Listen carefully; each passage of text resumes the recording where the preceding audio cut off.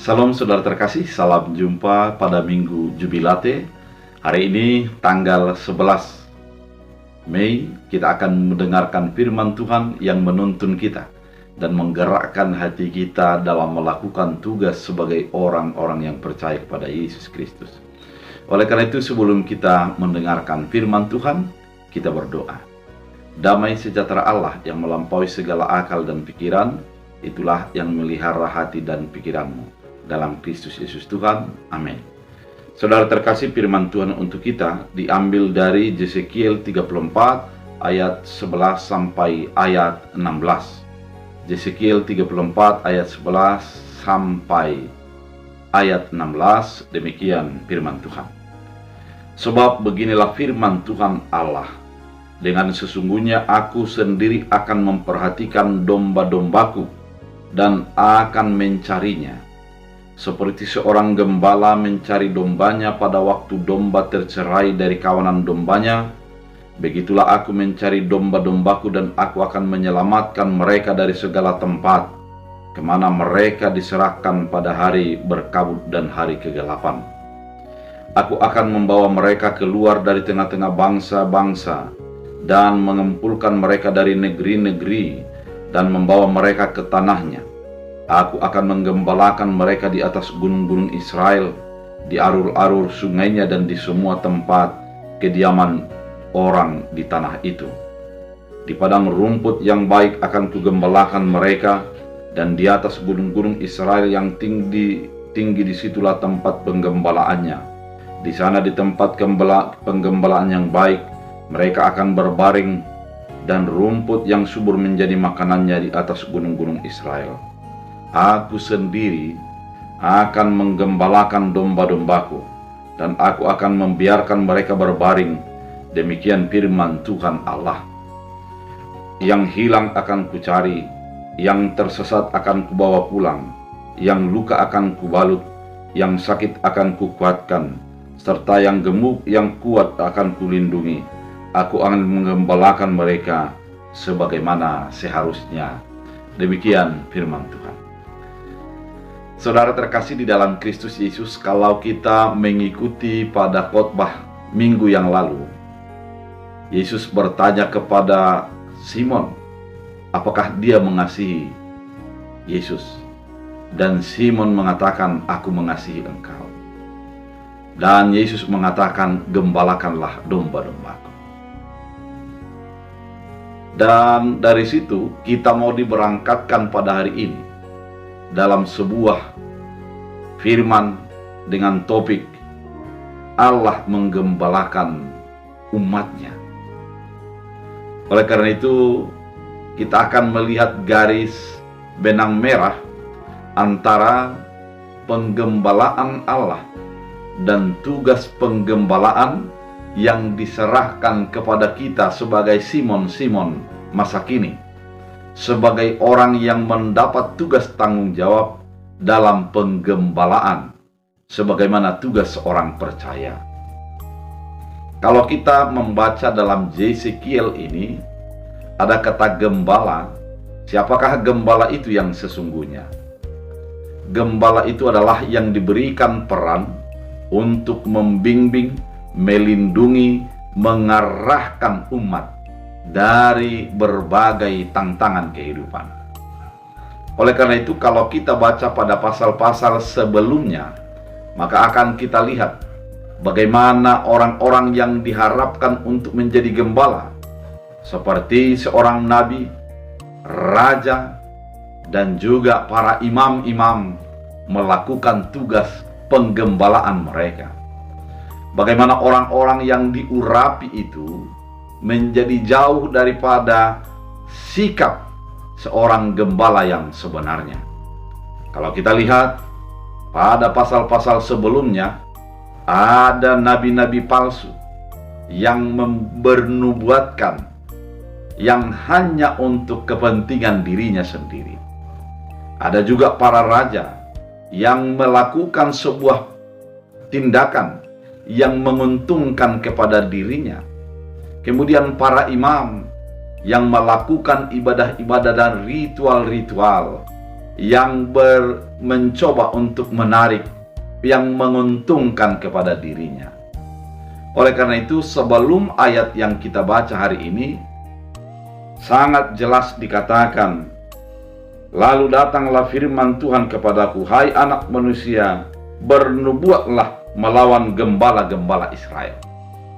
Artinya, bahwa gembala itu harus mendapatkan teguran, mendapat peringatan atas apa yang mereka lakukan. Dikatakan, celakalah gembala-gembala Israel yang menggembalakan dirinya sendiri. Ternyata orang-orang yang diurapi itu, orang-orang yang memperlihatkan ataupun representasi Allah, ternyata kehidupan mereka jauh daripada apa yang diinginkan oleh Allah. Dikatakan pada ayat 3, kamu menikmati susunya dari bulunya, kamu buat pakaian, yang gemuk kamu sembelih, tapi domba-domba itu sendiri tidak kamu gembalakan. Ternyata para gembala itu hanya mementingkan kepada dirinya sendiri. Apa yang dia lakukan sebenarnya bagaimana agar dia menjadi kenyang, bagaimana agar dirinya semakin makmur. Sedangkan yang digembalakannya, dia tidak mau tahu. Kemudian, dengan demikian mereka berserak oleh karena gembala tidak ada, dan mereka menjadi makanan bagi segala binatang di hutan. Domba-dombaku berserak dan tersesat di gunung. Coba kita bayangkan, domba-domba itu tidak memiliki pegangan hidup, tidak memiliki kekuatan untuk menjalani kehidupannya karena dibiarkan begitu saja. Yang bagi gembala yang terpenting adalah bagaimana agar dia senang, agar dia makmur, agar dia mendapat hasil daripada domba-dombanya. Maka dikatakan, demi aku yang hidup, demikian firman Allah, sesungguhnya oleh karena domba-dombaku menjadi mangsa, menjadi makanan bagi segala binatang di hutan, lantaran yang menggembalakannya tidak ada, oleh sebab gembala-gembalaku tidak memperhatikan domba-dombaku. Jelas dikatakan bahwa para gembala tidak memperhatikan dombanya. Dia hanya memperhatikan kepentingan dirinya. Saudara terkasih, kalau kita bercermin dari kalimat-kalimat ini, ketika Yesus pada khotbah minggu lalu dikatakan bahwa orang percaya itu adalah menjadi gembala bagi domba-domba, maka kritik ini disampaikan kepada kita pada saat ini.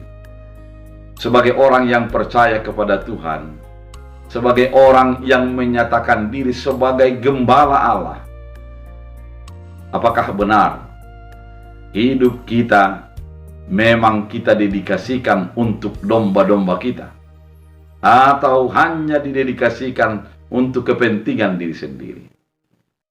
Seberapa banyak perhatian kita, seberapa banyak hati kita untuk menjadi bersikap seorang gembala?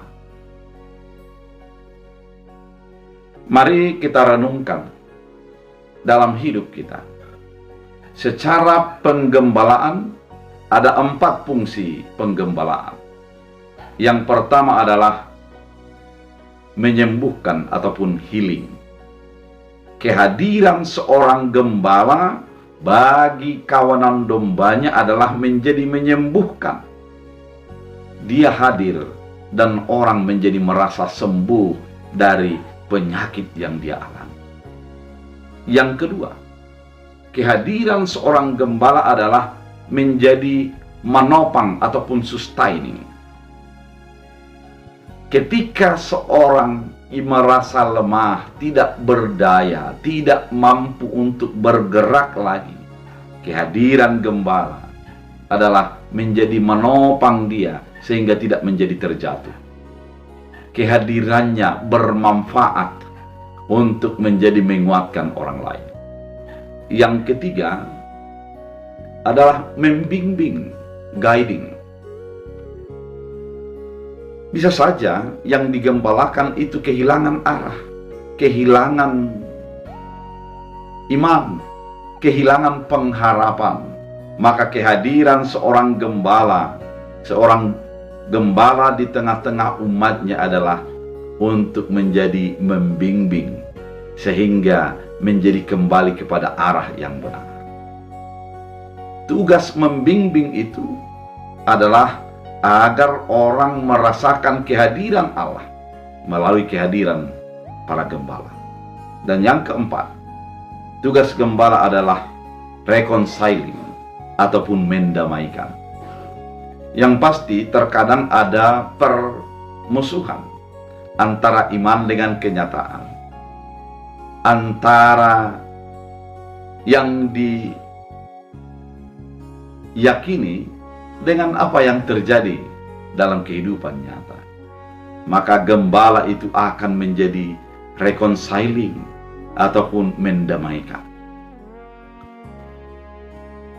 Oleh karena itu, apabila belum dilakukan, dikatakan pada firman Tuhan kali ini, aku sendiri yang akan menjadi menggembalakan domba-dombaku. Sesungguhnya aku sendiri akan memperhatikan domba-dombaku dan akan mencarinya. Saudara terkasih, ternyata tugas kita sebagai orang percaya, ketika Allah mengatakan aku sendiri, yang harus kita imani sebagai orang mengaku sebagai percaya kepada Yesus Kristus sebagai Tuhan kita, gembala yang agung itu. Karena dikatakan dalam Yohanes 10 sangat jelas, akulah gembala yang baik. Maka ketika kita mengimani Yesus Kristus untuk menjadi gembala yang baik, adalah memperhatikan domba-dombanya. Saudara terkasih, jangan begitu mudah untuk melihat apa yang kurang dalam hidupmu. Umpamanya apakah fasilitas atau kenyamanan-kenyamanan penunjang. Namun lihatlah apa yang dibutuhkan oleh orang yang berhadapan dengan engkau. Sifat kepenggembalaan adalah mengutamakan yang digembalakannya daripada dirinya. Karena memang sedangkan Yesus sendiri mau meninggalkan tahtanya agar orang beroleh keselamatan, maka tugas kita sebagai gembala, baik itu sebagai kepala keluarga, baik itu sebagai yang partohonan, adalah harus memperhatikan umat yang kita layani.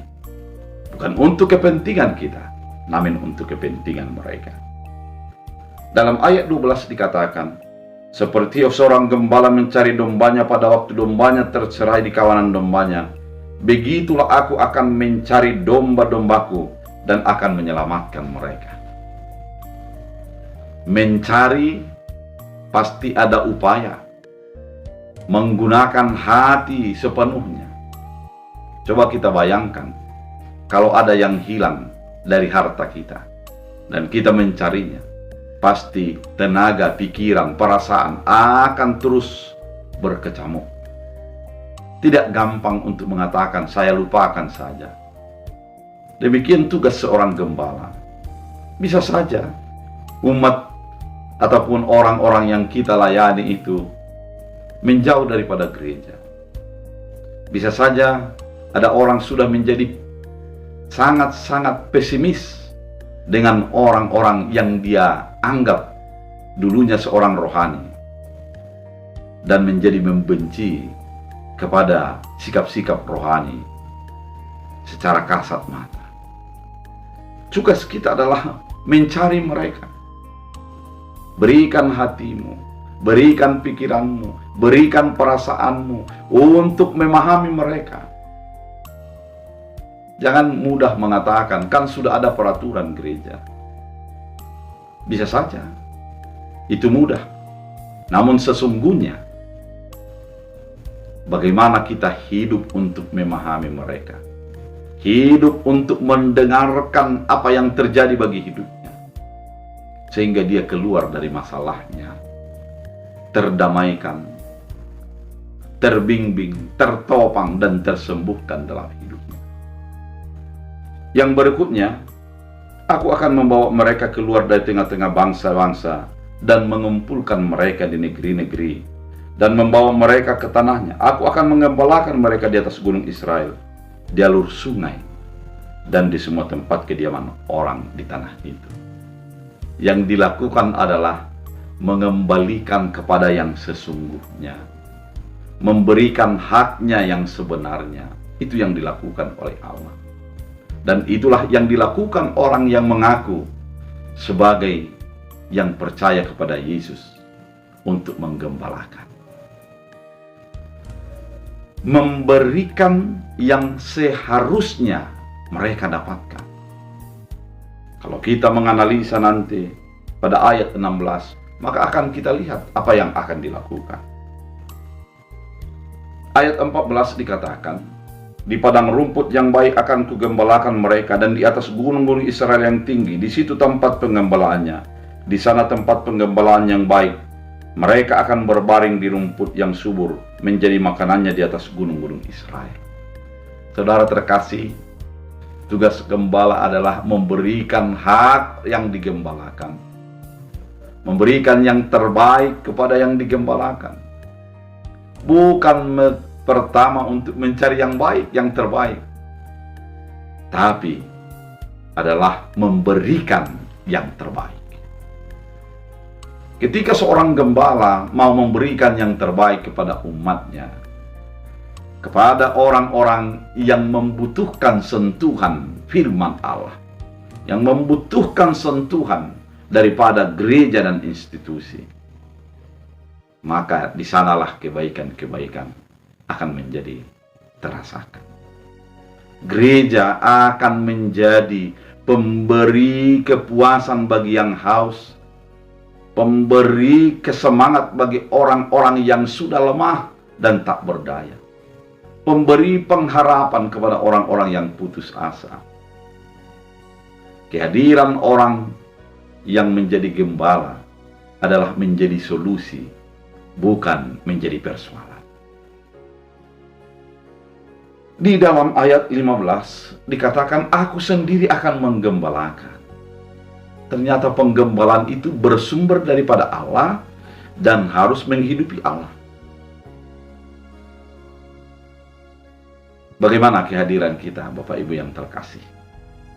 Apakah kehadiran kita menjadi representasi Allah?